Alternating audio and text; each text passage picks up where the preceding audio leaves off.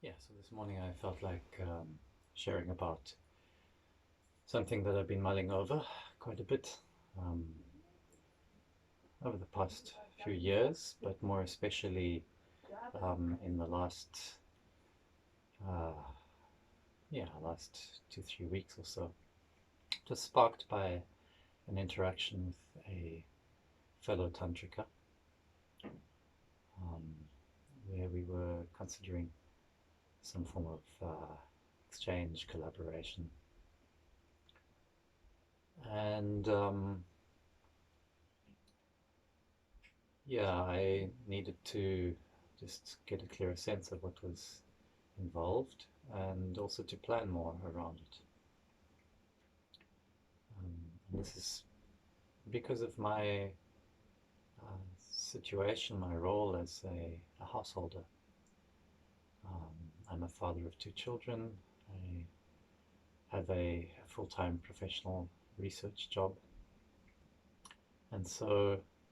my work in the Tantra space is something that I do essentially after hours, as a matter of interest and passion. And it's not something that I do as my primary um, area of work. And yeah, I was somewhat triggered a little bit by the response, which was that all of this planning and um, finding arrangements that work and that accommodate this schedule of mine was perhaps a little bit too complicated, and that this practitioner preferred to just be in the feminine flow of things, and yeah, I guess I've been reflecting on why I felt a little triggered by this, and in part it is because of my own previous relationships and discomfort around some of what happened there with similar expressions, where it felt like someone that I was deeply attracted to as a consort um, felt that it involved too much effort and too much um, rigidity to make time for that relating. And essentially, it created a sense for me that that connection and our relating wasn't valuable enough um, to basically put in the effort and make something work. So there was that past story which came up, and feelings of self-worth. Other aspects of the discomfort were around feeling excluded from something which I was quite interested in. So those have been useful for me to reflect on a personal level. But there is something deeper as well, um, which relates to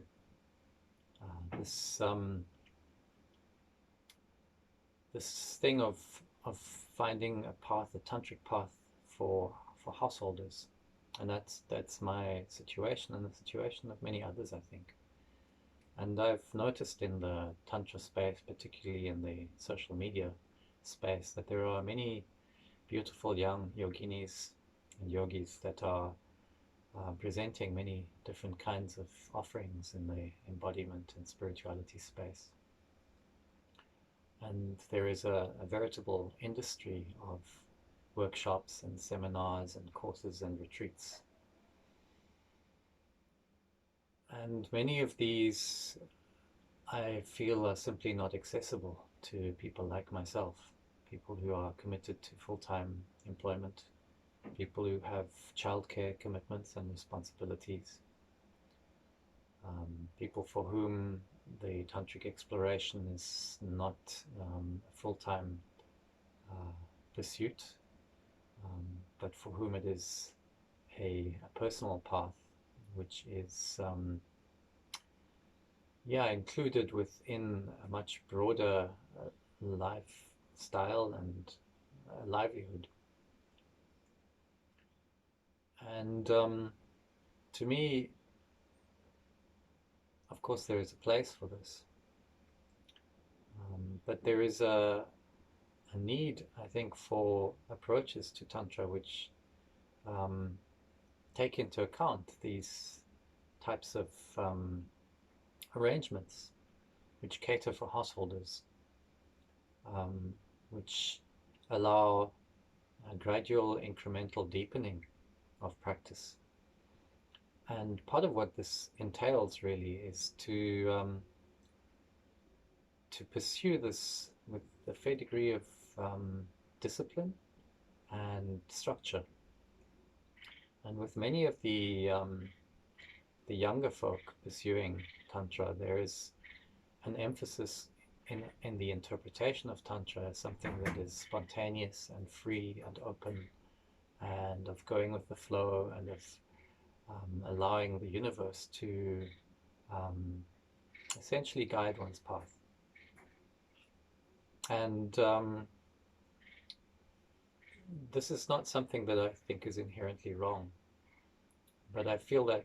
when one approaches it from a longer term perspective, from the perspective of someone who's been involved in this path for decades, the guidance from the universe also becomes apparent in these broader time frames. And there is something deeper here where I feel there is a polarization, a dichotomy, where there is this tendency to contrast the fluid, spontaneous, loose, open feminine with the tight, structured, organized, rational masculine. And again, these dualities are perhaps useful as a way of mapping out a spectrum of different ways of being and experiencing the world. But I also feel that it becomes potentially problematic on two counts. Firstly, when we misinterpret the association of these polarities with masculine and feminine principles as meaning male and female gender. And I think this is a big misconception, particularly in the West, in the way that these non-dual traditions have been understood. And to me, it also moves in a direction of imposing a value judgment, where the pendulum swings from the one side of devaluing spontaneity and intuition and freedom to the other of devaluing and judging structure and order and discipline and consistency. And to me, this is another example of the principle of non-duality, principle of transcending and including opposites, to borrow a term from Ken Wilber's integral theory. And there is a paradox here, and a beautiful paradox, I think, in that just as a teacup can only hold water to the extent that it is solid, it has structure, it has form, it holds the water because of the emptiness that is its center, but that emptiness is contained by fairly solid and rigid structures. And so for me as a householder, I've found that it is really important, if I wish to pursue this path, to also be fairly disciplined and structured and consistent, to create dedicated times, quite intentionally, times and spaces in my life which allow me to focus on the practice, and which create the space for spontaneity and play and freedom to emerge within that space. And so this also relates to the emphasis on these kinds of workshops and these retreats, which facilitate deep transformative experiences and peak experiences, which again I think are useful in the sense that they can point certain things out to us and they can open our horizons. But I feel that if we emphasize these kind of peak experiences at the expense of consistent, deep, and long-term practice, we find ourselves essentially